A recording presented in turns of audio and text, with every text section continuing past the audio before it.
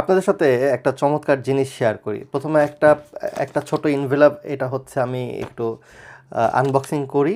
Unboxing করে তারপর আপনাকে দেখাবো যে বিষয়টা কী, এর ভিতরে এই প্যাকেটটার ভিতরে আসলে কী আছে। চলেন দেখা যাক। যদিও আমি একটু কেটে আমি জাস্ট মুখটা ওপেন করে রেখেছি, আপনাদের সামনে ওপেন করি আসলে। সো এটা একটু দেখি, এটা কি বেশ কালারফুল একটা কিছু, ইয়েস। আর কিছু নাই, এর ভিতরে কিছু নাই আর কি। হ্যাঁ, সো এইটা হচ্ছে একটা ব্যাংকের কার্ড, ডেবিট কার্ড। এবং সেই ব্যাংক সম্পর্কে বলবো, তবে তার আগে একটু দেখে নিই যে কী কী আছে এর ভিতরে। এর ভিতরে খুবই সুন্দর ডিজাইনের স্টিকার, মনে হচ্ছে বাচ্চাদের খেলনা, বাচ্চাদের স্টিকার, বাচ্চারা যেমন পছন্দ করে এইরকম স্টিকার হচ্ছে এটা। ওকে, আর এই কার্ডটার ভিতরে হচ্ছে একটা এটিএম কার্ড। সো এটিএম কার্ডটা একটু ওপেন করে দেখি এটিএম কার্ডটা কেমন। এটিএম কার্ডের ডিজাইনটা এক্সিলেন্ট।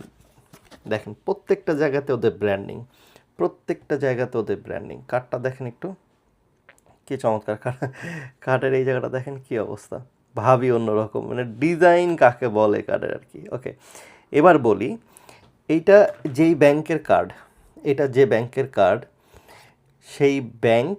আচ্ছা, তার আগে বলি এটা হচ্ছে ইন্টারন্যাশনালি এই কার্ডটা নেওয়ার পিছনে একটাই কারণ, ধরেন আমি সামনে যদি বাংলাদেশে যাই বা অন্য কোথাও যদি যাই, আমি সেই দেশের কারেন্সিতে আমি এটা মানে খরচ করতে পারবো বা পেমেন্ট করতে পারবো। এটার জন্য কোনো ইন্টারন্যাশনাল ট্রানজ্যাকশন ফি নেই।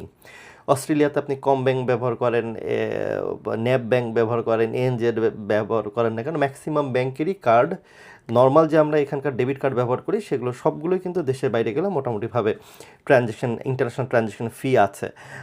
ধরেন আপনি 10 টাকা যদি আপনি খরচ করেন, তাহলে দেখবেন যে কত পার্সেন্ট, মানে দেখা যায় যে 60-70 সেন্ট হয়তো বা সেখানে ট্রানজ্যাকশন ফি কাটে আর কি। পরিমাণটা বাড়লে এটা ট্রানজ্যাকশন ফিও বাড়ে। কিন্তু এই কার্ডে এই ধরনের কোনো ফি নেই। দ্যাটস ওয়াই এই কার্ডটা নিচ্ছি আর কি আমি। এই কার্ড, এটা শুধু একটা কার্ড না, এটা কিন্তু কমপ্লিট একটা ব্যাঙ্ক অ্যাকাউন্ট।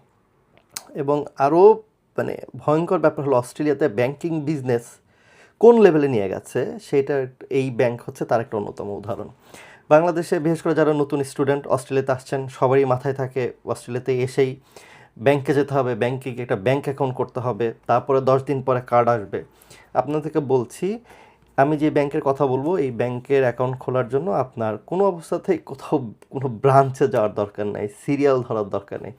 একটা অ্যাপ ইনস্টল করবেন, পাসপোর্ট দিয়ে ভেরিফিকেশন করবেন। ভেরিফিকেশন করতে 1 দিন সময় লাগে, পাসপোর্ট সহ ছবি তুলতে হয়, তারপরে 1 দিন পরে ভেরিফিকেশন